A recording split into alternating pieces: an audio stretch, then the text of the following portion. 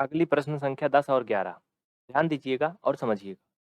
Question number 10 और 11 कैसे होगा जरा ध्यान देना बाबू, समझना। क्या कह रहा है करने को, थोड़ा समझना। थोड़ा नहीं मतलब पूरा समझना क्या कह रहा है।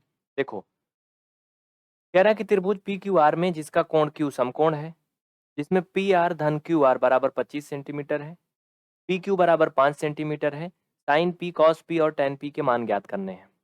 ठीक है, ये आपको क्या करना है, फाइंड करना है। तो बहुत आसान है, सिंपल सा है, डोंट वरी, कोई दिक्कत नहीं है, कर लेते हैं हम लोग। कैसे भाई, त्रिभुज पी क्यू आर एक बना लो, जैसे अभी मैं समकोण त्रिभुज बना रहा था, इसमें कह भी रहा कि कोण क्यू समकोण है। इसमें पी क्यू धन क्यू आर 25 सेंटीमीटर है और पी क्यू 5 सेंटीमीटर दिया गया है। तो इसमें से जो एक नहीं दिया गया उसको निकाल लोगे ना, निकाल के और मान निकाल लेना। इसको आप लोग होमवर्क करोगे, ठीक है। मैं कहो तो थोड़ा सा तरीका बता देता हूँ, कर लेना, वैसे हिंट्स मिल जाएगा, इतना बहुत है। चलो, नहीं आएगा तो बताना, वैसे आप लोगों को भी कुछ करना चाहिए थोड़ा बहुत ना, ठीक है। चलो क्वेश्चन नंबर 11 देखिए। 11 नंबर क्वेश्चन यहाँ पर थोड़ा सा आपको समझने लायक है।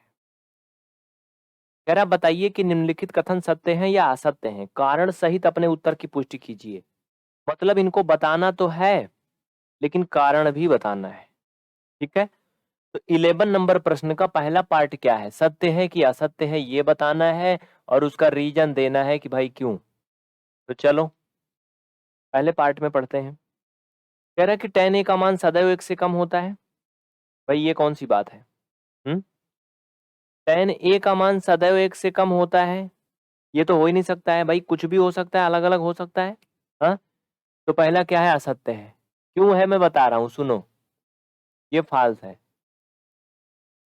tan a का मान हमेशा 1 से कम होता है। tan a is less than 1 हमेशा। ये कोई रूल नहीं है, ये कोई ऐसी विधि नहीं है कि ऐसा होता है, ज्यादा कम हो सकता है। कैसे, कारण सहित बताने को बोला है तो आप एक काम करो, चलो कारण में थोड़ा डिटेल में बता देता हूँ। आप इधर साइड में एक समकोण त्रिभुज बनाइए, ऐसे एक समकोण त्रिभुज बनाइए, बना लिया। इनके नाम लिख लो, को भी कुछ भी लिख लो, ए बी सी, मैंने लिख लिया। क्योंकि हमें दिखाना है कि tan a का मान हमेशा 1 से कम नहीं होता है, ठीक है। तो हम इनकी भुजाएं कुछ भी मान सकते हैं, हमें सिर्फ सिद्धि तो करना है ना। वैसे ये पूछा है कारण बताओ, इसलिए बता रहा हूँ, नहीं कोई जरूरी नहीं था। तो इनकी भुजाएं हम कुछ भी ले सकते हैं, मान लो आधार को ले लिया 12 है, इसको ले लिया 5 है, ठीक है। आप समझना, समझना यहाँ पे थोड़ा सा, ठीक है, डन। तो साथियों अगर यहाँ से हम tan a का मान निकालें इस सूत्र से तो क्या होगा मुझे बताओ। हाँ, tan a का मान क्या होगा भाई, लाल बटा कक्का से अगर आप सूत्र लगाओगे, ये लाल बटा कक्का, हाँ, ये आप सबको पता है ना बाबू, मालूम है ना ये। तो ये यल अपान ए होगा ना, tan का मान यानी लंब बटे आधार, बोलो होगा कि नहीं, क्या होगा, लंब बटे आधार होगा ना भाई, होगा ना बाबू, लंब बटे आधार। तो देखो, इसमें इसके सामने की भुजा लंब, ये आधार, यानी हम कह सकते हैं हमने की भुजा लंब यानी 12 और बटा 5। यहाँ से इस फिगर के अकॉर्डिंग tan a का मान 12/5 आ रहा है। अगर 12/5 को आप भाग दे के देखो आपस में तो कितना आएगा, भाग दोगे तो 2.4 समथिंग आएगा, बोलो आएगा ना। अब 2.4 क्या 1 से कम है, बोलो 2.4 क्या 1 से कम है, नहीं है ना। तो कैसे कह रहा है ये क्वेश्चन में कि tan a का मान हमेशा 1 से कम होता है। भाई कुछ भी रख सकते हो इस पे, हमें तो सिद्धे करना है ना, ये तो इल्जाम लगा रहा सीधा सीधा।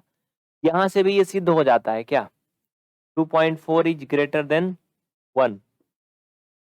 क्या कह रहा है क्वेश्चन में कि tan a का मान सदैव 1 से कम होता है, ये तो 1 से कम हुआ, ठीक है। यानी कहने का मतलब इसके अकॉर्डिंग ये सही हो गया ना, लेकिन ये जरूरी नहीं है, ठीक है। ये मान हमने अपने से रखे थे ना, हम चलो इनको थोड़ा बदल देते हैं, उसमें क्या जाता है। ये पहली कंडीशन मैंने चेक किया जिसमें ये दिखा रहा है कि हाँ tan a का मान 1 से कम होता है, लेकिन दूसरी कंडीशन एक और देख लेते हैं, उसमें क्या जाता है, एक और देख लो।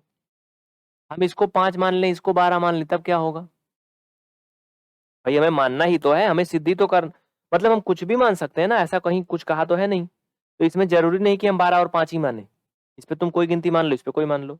हमने लिया 12 और 5 चुना है तो ठीक है। चलो, तो अब क्या होगा यहाँ पे समझना, दूसरी कंडीशन में भी समझ लो। अगर हम 12 और 5 मान लेते हैं तो भाई लंब 5 हो जाएगा, ये हो जाएगा। इसको अगर भाग देंगे बाबू, आप लोग भाग दे के देखो एक बार, तो आपको पता है ना क्या आएगा। भाई 5 में 12 से भाग करोगे, 0 बार जाएगा 0, 5 आएगा, दशमलव बढ़ाओ 0 उतारो, 12 चौक 48 ना, घटाने पे कितना आया 2, 0 उतारा, 12 एकम 12, मतलब 0.41 समथिंग आएगा, जो भी आएगा ना। तो क्या है ये 0.41 समथिंग जो भी है, ये 1 से कम है कि ज्यादा है? लेस देन 1 है ना, 1 से छोटा है ना ये, है ना। यानी जो ये अवधारणा कह रहा था कि tan a का मान हमेशा 1 से ज्यादा होता है, ओ सॉरी 1 से कम होता है, ऐसा हुआ नहीं। देखो मैंने एक मान जो रखा पहला, तो उसमें tan a का मान 1 से ज्यादा था, हाँ, दूसरे में क्या है, tan a का मान 1 से कम है।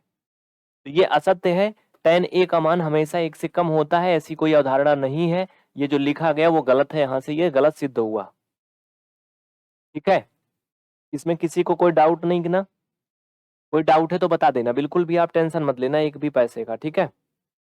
अगला इसका सेकंड पार्ट देखिए, सेकंड पार्ट में क्या बोल रहा है ये करने को, समझिए। सेकंड में कह रहा है कि कोण ए के किसी मान के लिए sec a बराबर 12/5 है, कोण ए के किसी मान के लिए, ठीक है, देख लेते हैं। दूसरा वाला सत्य है कि असत्य है बाद में लिखेंगे। कह रहा है कोण ए के किसी मान के लिए, इसमें और कुछ नहीं दिया है। क्या दिया है, sec a का मान 12/5 है। तो ठीक है, हम इसको भी रख के ट्राई कर लेते हैं एक त्रिभुज में। हम लिखेंगे पहले sec a। भाई sec a जो है वो cos का उल्टा होता है, आपको पता है ना। cos का सूत्र क्या होता है, लाल बटा कक्का से, आपको पता है cos का सूत्र क्या होता है बबुआ, ये लाल बटा कक्का, या एक और समझ लो, ये पंडित बदरी प्रसाद हर हर और भोले, ये भी दोनों मतलब समझ लो, दोनों को बता देता हूँ। यल का मतलब लाल बटा कक्का, का मतलब कर्ण, इसमें पंडित पी मतलब परपेंडिकुलर, एच मतलब हाइपोटेनियस, पी मतलब बेस, एच मतलब हाइपोटेनियस, यानी हाइपोटेनियस मतलब कर्ड, कर्ड। तो देखो सबका मतलब वही हुआ, इसमें यल का मतलब लंब है, इसमें पी का मतलब परपेंडिकुलर यानी हिंदी में लंब बोलते हैं, इसमें ए का मतलब आधार है, इसमें बी का मतलब बेस है, बेस मतलब आधार, इसमें यल का मतलब लंब है, इसमें पी का मतलब परपेंडिकुलर यानी लंब है। ये इंग्लिश वर्जन ये है, ये हिंदी वर्जन है, बस समझ गए ना, इसका मतलब यही होता है। तो भाई बाबू हमें क्या निकालना है, हमें सेक निकालना है। सेक कॉस का उल्टा होता है, तो कॉस दूसरे पे आता है, पहले साइन फिर कॉस फिर टेन ना। तो ए बटा के, यानी कॉस का सूत्र होता है आधार बटे कर्ण, क्या होता है, आधार बटे कर्ण। तो चचा जो इसका होगा ना बाबू, वो कर्ण बटे आधार होगा, क्या होगा, कर्ण बटे आधार, समझ रहे हो ना। और इसमें कह रहा है कि सेक ए किसी मान के लिए जो है 12/5 है, ये 12/5 हमने इसका लिखा, यानी हमें कर्ण 12 दिया है, हम इसको 12 लिख सकते हैं, और आधार क्या दिया, 5 दिया है। अगर यहाँ पर ए लेंगे तो ये लंब हो जाएगा, ये 5 हो जाएगा, ठीक है। कह रहा क्या ये किसी मान के लिए ऐसा है या नहीं है, ये बताना है। भाई सीधी सी बात है, ये कर्ण है, ये क्या है, आधार है, तो क्या ये लंब निकल सकता है, हाँ निकल सकता है, कर लो 12 बार, हम 144 पचम 25, 144 से 25 घटा लो, 144 से 25 घटाओगे ना, करके देखो, इसको करना नहीं, सिर्फ हाँ या नहीं बताना है। तो घटा के देख लो, 14 में से 5 गया 9, भाई यार हमें लगता है 7 आएगा ना, चलो ऐसे घटा लो, हमें लगता है 7 आएगा, करके देखो, 9 5 14, 9 आएगा, 13 में से 2 गया, इसमें से एक उधार गया था, हाँ, तो ये कितना बचा, 3 3 में से 2 गया, 1 119, यानी कहने का मतलब ये अंडर रूट 119 आएगा। आपको पता हो गया, आप लोग समझ गए होंगे मेरी बातों को, कि ये एक त्रिभुज बनना संभव है, बोलो है ना संभव। अगर ये मान कर्ण से बड़ा आ जाता तो हम कहते कि ये संभव नहीं है, क्योंकि किसी भी त्रिभुज की, समकोण त्रिभुज की कर्ण सबसे बड़ी भुजा होती है, ठीक है, किसी भी समकोण त्रिभुज की कर्ण सबसे बड़ी भुजा होती है। लेकिन आपको पता है कि इसका जो भी मान आएगा वो 12 से कम ही आएगा, बोलो 12 से कम आएगा ना। तो भाई समकोण त्रिभुज के लिए क्या चाहिए, कर्ण सबसे बड़ी भुजा चाहिए, बाकी आधार लंब कुछ भी हो सकता है, ये उसको पालन कर रहा है ना। तो लिखेंगे सत्य, क्या लिखेंगे, ये सत्य है, यानी किसी भी मान, वो किसी एक मान के लिए सेक ए का मान 12/5 हो सकता है, ऐसा हो सकता है, ये सत्य है, ठीक है, समझ में आया। इसका तीसरा पार्ट देखो बाबू, कह रहा है कि कॉस ए कोण ए के कॉसेंट के लिए प्रयुक्त एक संक्षिप्त रूप है? बताओ। जो कॉस ए है कह रहा है कॉसेंट के लिए, कॉसेंट के लिए प्रयुक्त एक संक्षिप्त रूप है। एक्चुअली आपको मैंने नहीं बताया, अभी कोई जरूरत नहीं पड़ी।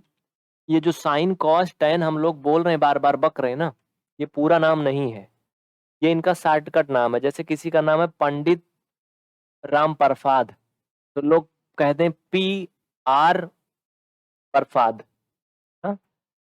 पी आर प्रसाद अगर बोलें तो पी मतलब पंडित, आर मतलब राम, प्रसाद मतलब प्रसाद, तो पी आर प्रसाद बोले या पंडित राम प्रसाद बोले। पंडित राम प्रसाद फुल नाम है और पी आर प्रसाद शॉर्ट नाम है। तो वैसे साइन कॉस टेन जो है ना शॉर्टकट नाम है, ये फुल नाम नहीं है। देखो कॉस का जो फुल नाम है वो क्या पता है तुम्हें? कॉस ए का फुल नाम है कोसाइन। क्या है? कोसाइन। ओके। और जो कॉसेक का फुल नाम है ना बाबू, कॉसेक, कॉसेक का फुल नाम होता है कॉसेंट। क्या होता है? कॉसेंट होता है। ठीक है, यानी कॉस क्या, कॉसेक ए का जो फुल नेम है वो कॉसेंट है। इसमें पूछा क्या था, कह रहा है जो कॉस ए है वो कोण ए के कॉसेंट के लिए प्रयुक्त होता है? नहीं, ये कॉसेक के लिए प्रयुक्त होता है। ये जो इसमें कहा है वो किसके लिए प्रयुक्त होता है? कॉसेक के लिए प्रयुक्त होता है, कॉस के लिए प्रयुक्त नहीं होता है। समझ में आया? यानी कॉसेंट जो है वो कॉसेक के लिए प्रयोग होता है, कॉसेक के लिए। किसके लिए? इसके लिए, इसके लिए प्रयुक्त होता है। लेकिन ये कह रहा है कि इसके लिए प्रयुक्त है, नहीं, इसके लिए तो ये प्रयुक्त होता है ना, कोसाइन होता है ना। ठीक है, तो हम बोलेंगे ये क्या है? असत्य है। क्या है ये? असत्य है। ठीक है, डन। इसमें किसी को कोई आपत्ति नहीं ना? नहीं।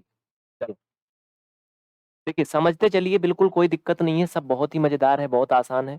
अगर आप एक बार समझ गए ना तो नैया पार है। एक बार समझ गए तो नैया पार है बाबू, नैया पार है। चलो डन, आगे बढ़े। ठीक है, अगला कह रहा है कि कॉट और ए का गुणनफल है। चौथा, इनका कहने का ये मतलब है कि जो कॉट ए है इसमें इसको हम ऐसा लिख सकते हैं, इनका ये मतलब है। क्या ये ऐसा है? हम्म? ये तो इंसान की शरीर से इंसान की खोपड़ी अलग करना हो गया। हाँ? कहते हैं कि खोपड़ी एक दूसरा इंसान है और हमारी जो बॉडी वो दूसरा इंसान है, नहीं ना, हम एक है ना।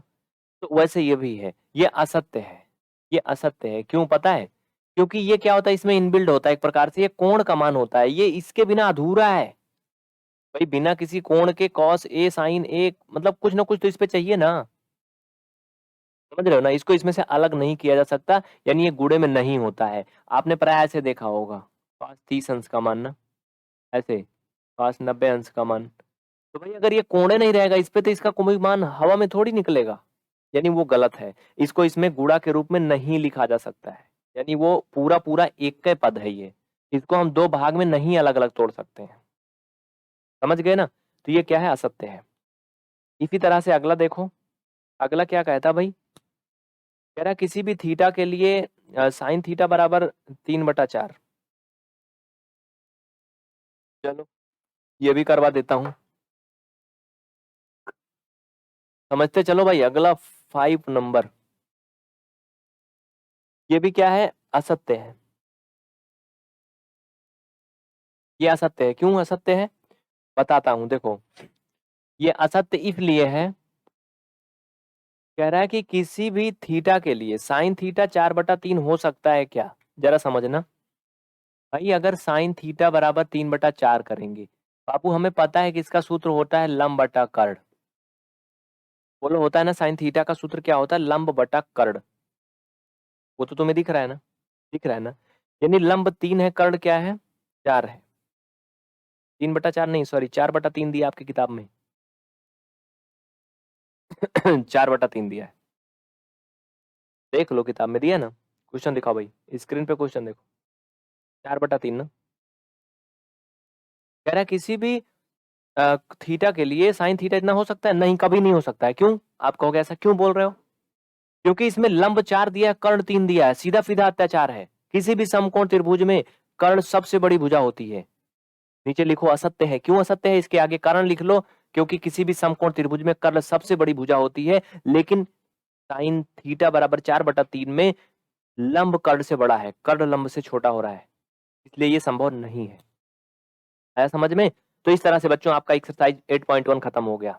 ठीक है? आपका एक्सरसाइज 8.1 एंड हो गया। अगर कोई डाउट है तो आप कमेंट करिए, निसंकोच बताइए, पूछिए, हम बताएँगे। ठीक है? जल्दी से फटाफट कमेंट करते जाइए, हम आपके हर एक डाउट का जवाब देंगे।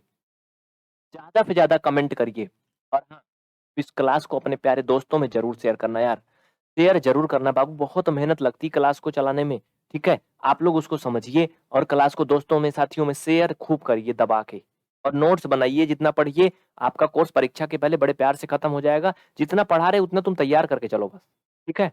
बहुत-बहुत धन्यवाद आज के लिए आप सभी को, थैंक यू दिल से। क्लास को शेयर करके जाना और पीवीआर स्टडी इलाहाबाद चैनल को यूट्यूब पे सब्सक्राइब करिए और पीवीआर स्टडी को फेसबुक, ट्विटर और इंस्टाग्राम पे फॉलो ज़रूर करें, जिससे कि हमारी क्लास के बारे में प्रत्येक अपडेट आपको मिल सके कि कौन-सी क्लास चल रही, नहीं चल रही, कब चलेगी, नया बैच कब शुरू हो रहा है, फ्री वाली क्लास कब से चल रही है, पेड वाली क्लास कब से फ्री कर रहे हैं, सब मालूम चलेगा, फॉलो करें।